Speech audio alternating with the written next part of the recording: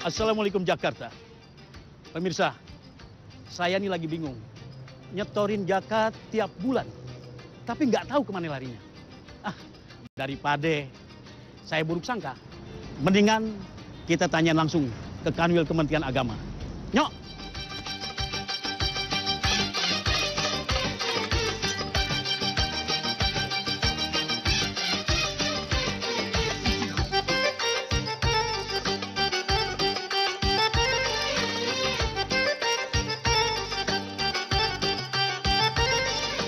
Assalamualaikum. Waalaikumsalam. Gue kira bosnya. Gini, saya mau tanya. Iya, Pak. Kalau bicara soal zakat sama siapa? Oh, siap zakat itu lantai 3, Pak, bidang penai. Oh, boleh ketemu sekarang? Bisa. Bawa keperluannya apa? Wah, soal zakat tadi yang gue tanyain. Sekarang ya? Bisa, Bapak. Udah nggak sabar, bener. Apa perlu diantar? Boleh.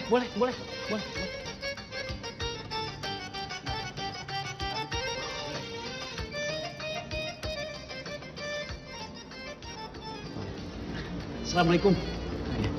Ada apa nih? Mau nanya tentang zakat, Pak. Oh iya boleh. Zakat itu apa? Nah, zakat itu adalah salah satu pilar di dalam ajaran agama kita dan itu menjadi rukun Islam kita. Yang ketiga, Iya. zakat itu berfungsi Iya. untuk pengentasan kemiskinan dan pemberdayaan ekonomi umat. Islam itu dibangun dengan 5 sendi agama sesuai dengan yang disabdakan Rasul kita dan Nabi kita Muhammad SAW. Iya. Jadi Islam itu dibangun dengan 5, satu adalah syahadat kita, yang kedua sholat, dan yang ketiga zakat. Nah, zakat yang antum tanyakan adalah yang nomor 3 ini. Oh gitu. Nah sekarang berasal dari mana aja zakat yang dikelola Kanwil, Pak? Nah, zakat yang dikelola oleh Kanwil ini melalui instruksi Kepala Kanwil Kementerian Agama Provinsi DKI Jakarta terhadap seluruh pegawai negeri sipil di lingkungan Kanwil. Terdiri dari 5 kota dan 1 kabupaten. Iya. Dan satker-satker yang ada di dalamnya. Iya. Agar mereka membayar zakat dengan program zakat profesi yang dipotong melalui gaji mereka setiap bulan. Oh, kalau gitu yang saya setorin setiap bulan itu berarti yang dikelola Kanwil, Pak ya? Betul sekali. Zakat profesi tadi? Betul. Oh, begitu, Pak ya. Ya. Jadi zakat yang dikelola Kanwil ini itu disalurin kemana aja, Pak? Adapun zakat itu akan diterimakan dan dibagikan kepada 8 golongan. Oh, Ya. Iya. 1, Iya. fakir. 2, miskin. 3, amil. Amil. 4, sabilillah. 5, ibnu sabil. 6, rikob, hamba sahaya. 7, mu'alaf. Dan yang ke-8, ghorim. Ghorim itu apa? Nah, ghorim itu adalah seseorang yang dililit hutang yang tidak mampu untuk mengembalikan besaran hutang tersebut. Oh, berarti saya termasuk dong, Pak. Soalnya tadi saya sempat makan bubur di Bang Fikri. Kemudian saya punya hutang gula sama Pok Mumun. Berarti saya berhak dong mendapatkan zakat. Kalau hutangnya itu 1 kintal gula, buburnya itu sebulan nggak bayar-bayar, Iya. sampai antum nggak bisa bayar, itu juga diberikan zakat ini. Tapi kalau hanya sekali, 2 kali, yang antum mampu membayarnya, tidak termasuk kategori ghorim. Nah, kalau yang dikelola Kanwil zakatnya nih, Pak, terus udah disalurin kemana aja, Pak? Nah, zakat yang dihimpun oleh Kanwil itu besar sekali. Sudah mencapai 2.340.000.000 rupiah. Dan besaran ini kita salurkan kepada yang berhak menerimanya, yang sudah kita himpun ini. Yang pertama, kita berikan kepada golongan du'afa, 250 orang. Kemudian kepada anak yatim piatu, anak yatim dan yatim piatu sebanyak 200 orang. Kepada marbot masjid kemudian kepada guru ngaji, Iya. kemudian guru TPK dan TPK dan TKQ. Terus Pak, apakah orang yang menerima zakat itu akan terus-menerus dia menerima zakat? Nah, regulasi pemerintah kita bahwa Presiden telah mencanangkan sadar zakat. Nah, jadi yang selama ini himpunan golongan 8 asnaf tadi penerima zakat, kita dorong untuk pemberdayaan ekonominya sehingga lama pelan-pelan tapi mantap dia yang semula menerima zakat dia akan menjadi muzaki. Wah, kalau begitu saya boleh tahu dong yang nerima-nerimanya. Boleh, boleh. Mari kita ke salah satu lokasi penerima zakat yang sudah diberikan oleh Ziskanwil kita.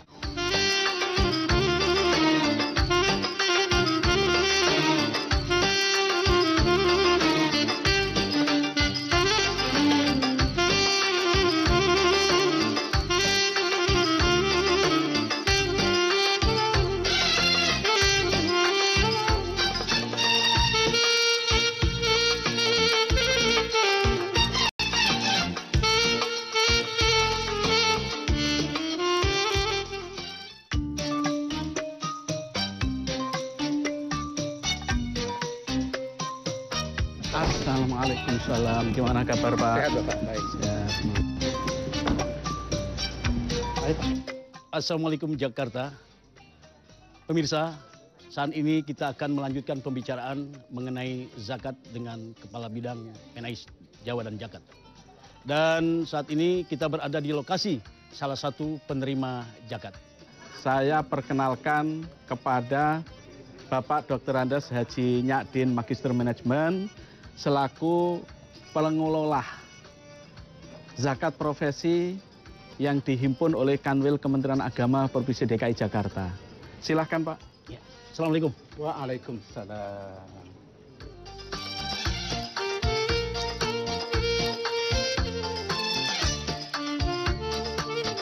Nah, kebetulan nih Pak, ada yang mau saya tanyakan tentang zakat, yakni bagaimana sistem pengelolaan zakat dan penyalurannya. Zakat profesi, karyawan-karyawati, Kanwil Kementerian Agama Provinsi DKI Jakarta dan seluruh jajarannya yang terkumpul di Kanwil, 100% kita serahkan ke Bazis, Badan Amil Zakat, Infak dan Sedekah Provinsi DKI Jakarta. Iya. Bazis yang akan menentukan, menata, mengatur tentang pendayagunaannya.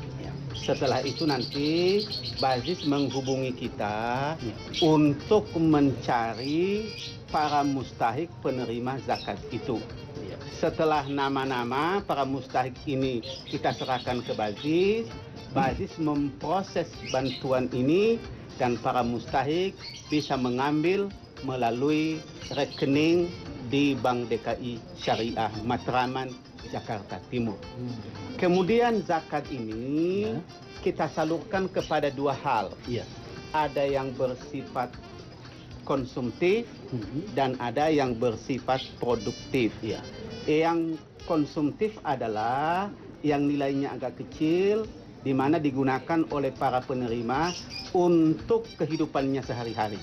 Sementara yang produktif, yang nilainya agak besar, 50 sampai 100 juta ke atas itu kita berikan kepada pedagang-pedagang, usaha-usaha kecil untuk mengembangkan dan memajukan usahanya. Begitu Pak.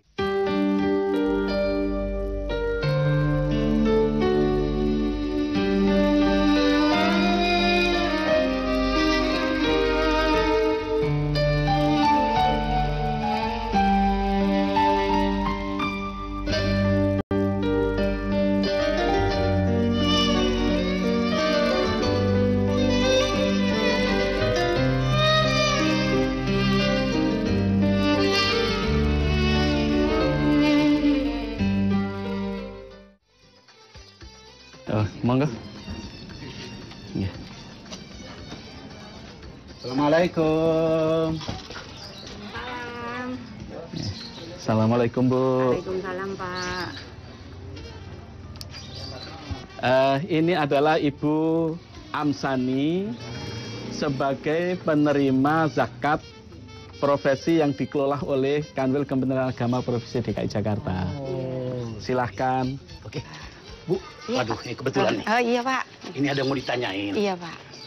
Ibu terima zakat berapa kali? Sudah 1 kali Pak. 1 kali? Iya. Tahun?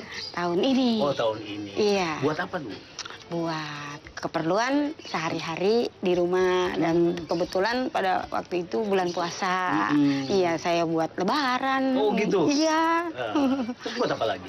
Iya, buat beli bahan-bahan makanan. Iya. Gitu. Itu manfaatnya. Dan buat iya, Buat apa lagi? Saya dikit-dikit saya sisain buat ngeberes-beresin rumah. Beres-beresin apa? Rumah. Lah, ini kan udah beres. Bu. Lah kan banjirnya setinggi gini. Oh, jadi kalau banjir Iya. sampai segini, Bu? Iya, segini. Terus Ibu kemana kalau kebanjiran? Ngungsi. Masya Allah. Ngungsi. Oke, terima kasih, Bu. Itu aja yang ditanyakan. Iya, Pak. Alhamdulillah. Inilah salah satu dari manfaat zakat buat umat. Sesuatu yang baik tentunya membuahkan yang baik. Begitu kan, Pak? Betul sekali bahwa zakat itu berfungsi untuk mengentaskan kemiskinan dan juga untuk pemberdayaan ekonomi umat. Pahalanya yang tidak sia-sia itu digambarkan oleh Allah dengan wahyunya di dalam Al-Qur'anul Karim yang berbunyi walladzina yunfiquna amwalahum fi sabilillah kamathali habbatin ambatat sab'a sanabila fi kulli sumbulatin mi'atu habbah al-ayah. Bahwa orang-orang yang memberikan sebagian hartanya di jalan Allah itu laksana sebutir biji padi yang apabila itu ditanam akan tumbuh padi dan berbuah 7 cabang. Masing-masing cabang ada berbuah 100 biji kali 7 berarti 700. Maka orang yang memberikan zakat itu infak dan sodakoh itu mendapatkan pahala kelipatan yang luar biasa sampai 700 kali lipat. Nah, ada satu lagi nih, Pak, yang ingin saya tanyakan.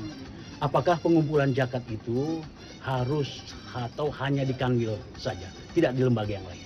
Oke, jadi zakat ini dikumpulkan terkait dengan zakat profesi ini melalui 5 kota dan 1 kabupaten. Dan satker-satker madrasah yang ada di dalamnya. Jadi PNS itu membayar zakat profesinya yang dipotong melalui gajinya setiap bulan itu pada satker masing-masing, dikumpul ke tingkat kota dan 1 kabupaten Pulau Seribu itu per 3 bulan himpunan itu disetor ke Kanwil. Nah di Kanwil, dihimpun 1 Kanwil, diserahkan ke Bazis dan diberdayagunakan kembali untuk yang hari ini kita sampaikan kepada Ibu Amsani. Dan mengenai masalah lembaga pengumpul zakat, ini Undang-Undang Nomor 23 Tahun 2011 di tingkat pusat itu diundangkan regulasi pemerintah bahwa ada Basnas pusat. Kemudian di breakdown di 34 provinsi ada namanya Basnas provinsi. Juga ada Basnas kota, bahkan dikembangkan lagi nanti menjadi Basnas di tingkat kecamatan itu. Adanya LAS, adanya dompet duafa. Ini juga pengumpul zakat. Lembaga-lembaga ini yang diresmikan oleh pemerintah dan berkoordinasi secara terstruktur di dalam keorganisasian Basnas. Wah, terima kasih atas penjelasan Bapak. Dan ini semakin jelas bagi saya, tentunya juga bagi pemirsa. Oke Pak, kita lanjut lagi. Oke, kalau gitu pamit tuh ya. Iya Pak. Ya, terima kasih. Assalamualaikum. Waalaikumsalam. Terima kasih banyak Pak. Sama-sama.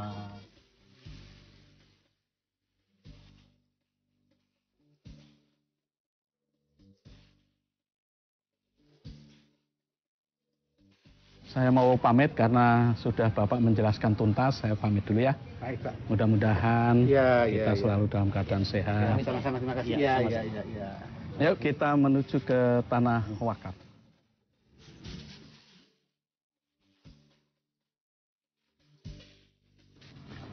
Sebentar Pak. Tanah wakaf. Saya mau tanya Pak, apakah tanah wakaf itu dikelola juga oleh Kanwil Kemenang? Betul, bahwa di Kanwil itu ada salah satu seksi Iya. yang menangani pemberdayaan tanah wakaf. Dan ini adalah salah satu tanah wakaf yang dikelola oleh Kanwil Kementerian Agama Provinsi DKI Jakarta untuk menjadi wakaf produktif. Oke, saya akan menuju ke lokasi wakaf yang dibantu oleh Kanwil Kementerian Agama Provinsi DKI Jakarta. Kebetulan, boleh saya ikut Pak? Udah tahu belum rukun wakaf? Apa aja tuh Pak? Nah, satu, wakif, Iya. orang yang mewakafkan. Kemudian mauquf alaih, orang yang menerima wakaf, atau disebut istilah undang-undang itu nazir. Iya. Kemudian mauquf, Iya. benda yang diwakafkan. Dan yang keempat sighot. Sighot ini adalah merupakan satu pernyataan dari wakif untuk kehendak mewakafkan. Pengelolaan wakafnya gimana Pak? Nah, wakaf itu dikelola secara profesional, berbentuk badan hukum Yayasan Bina Wakaf Produktif yang berorientasi pengelolaannya kepada 3. Iya. 1, bidang keagamaan. Iya. Yang kedua, bidang kemanusiaan. Dan yang ketiga, bidang sosial.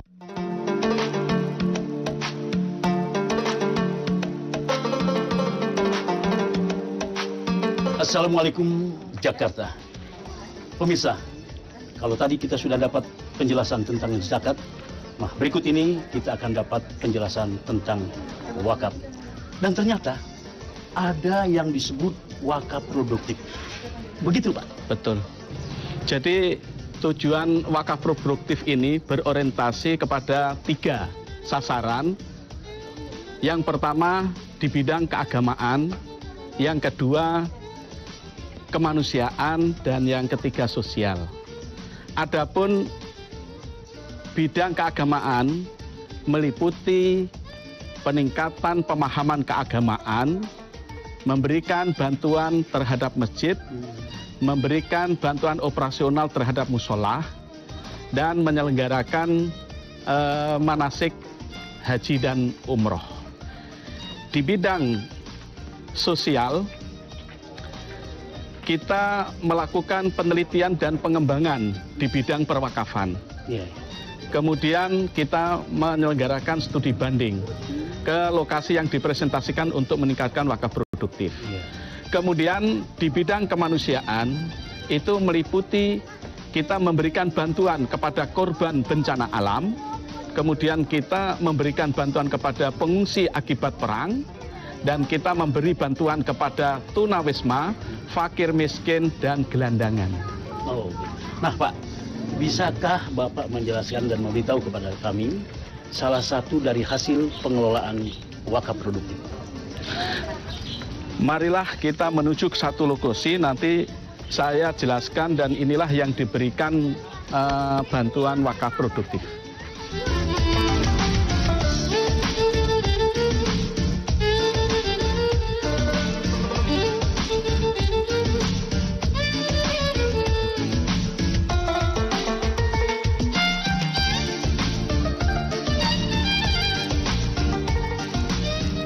Nah, ini nih musola Ar-Rizki.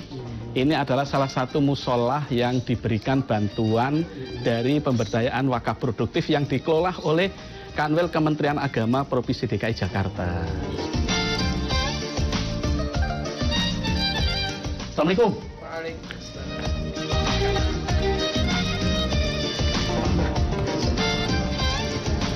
Silakan.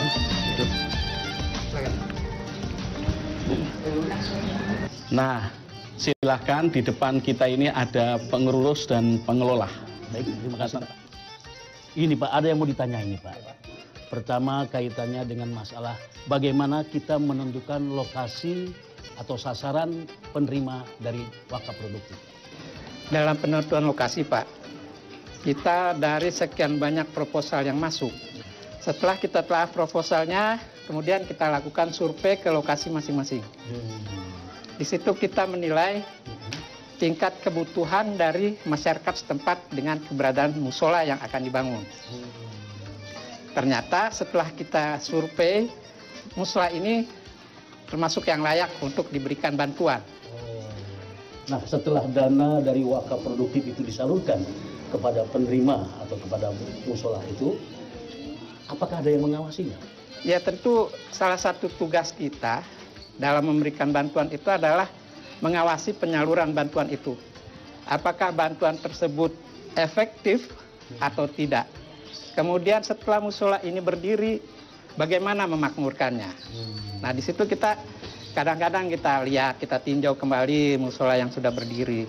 Begini Pak Kasdi, Iya Pak. tadi ada dijelaskan mengenai dana wakaf produktif yang Iya. disalurkan ke musola Ariski, iya benar. Bagaimana Pak pemanfaatannya Pak? Ya alhamdulillah pemanfaatannya maksimal Pak, mulai dari tanah kosong sampai kebangun seperti yang kita lihat sekarang. Alhamdulillah berjalan dengan lancar dan ada pengawasan pun dari Kandepak, Iya. Departemen Agama, bisa dilihat hasilnya sekarang, jadi nggak sia-sia gitu. Terus respon masyarakat gimana Pak? Masyarakat sangat antusias sekali Pak, karena memang kebutuhan akan adanya tempat ibadah seperti musola di sini memang sangat dibutuhkan oleh warga, terutama buat sholat 5 waktu, buat majelis taklim, juga buat pengajian anak-anak Pak. Alhamdulillah. Jadi ya. alhamdulillah, Pak. Mudah-mudahan Ya. musola ini akan terus bermanfaat bagi masyarakat ini. Iya amin Pak. Nah, inilah wakaf produktif yang dikelola oleh Kanwil Kementerian Agama Provinsi DKI Jakarta. Adapun hikmah yang menyangkut wakaf produktif ini adalah sebagaimana sabda Nabi kita Muhammad SAW yang berbunyi, "Idza mata banu Adama in qata'a amaluhu illa min salasin. Shadaqatin jariyatin au ilmin yuntafa'u bih au waladin sholihin yad'ulah." Jadi seluruh amal perbuatan manusia ketika sudah sampai yang bersangkutan itu wafat, maka putuslah terkecuali 3. Yang pertama adalah sedekah jariyah. Sedekah jariyah inilah yang kita terjemahkan menjadi wakaf produktif yang dikelola oleh Kementerian Kanwil Kementerian Agama Provinsi DKI Jakarta dengan badan hukum Yayasan Wakaf Produktif. Dan pewakif yang mewakafkan ini tentu mendapatkan aliran pahala ila akhir yaumil qiyamah. Inilah di salah satu kegunaan wakaf produktif yang dikelola oleh Kanwil atas amanah seorang pewakif berkebangsaan Arab yang tidak memiliki keturunan lagi, sehingga diserahkan asetnya itu 15 rukuh ke Kanwil Kementerian Agama Provinsi DKI Jakarta dan dimaksimalkan pemberdayaannya oleh Kanwil, dan diantaranya adalah musola Ariski. Wah, kalau begitu besar juga manfaat ya Iya. dari usaha wakaf produktif itu. Kalau begitu nanti saya kepengen saya punya tanah, saya punya harta yang lain, atau saya punya uang, saya mau wakafkan. Karena saya tahu bahwa ini pahalanya mengalir terus sampai kita sudah tiada lagi. Amin. Waduh, terima kasih Ya. Pak Kabid atas penjelasannya. Tapi dengar-dengar ada suara ajan udah. Oh ya, ini ada sudah waktu masuk. Iya. Terima kasih Pak ya.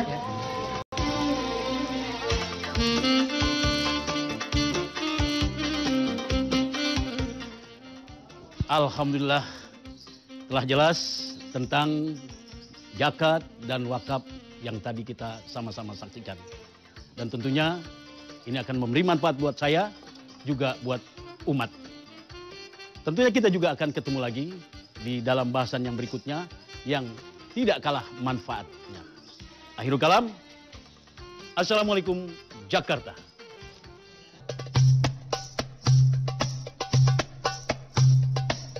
Alhamdulillah ya, saya tuh senang sekali karena ya untuk saya sendiri juga ya, terutama untuk warga sini, anak-anak yang biasanya malas ngaji, sekarang tuh Bu makin pada semangat gitu loh, ngajinya, sholatnya juga ya, bagi anak-anak terutama itu, dan bapak-bapak juga alhamdulillah yang biasanya jarang ke masjid atau musola, setelah adanya musola ini, alhamdulillah pada datang ya, menyempatkan diri walaupun repot, pasti deh. Jadi saya alhamdulillah bersyukur banget sama Allah Subhanahu Wa Taala.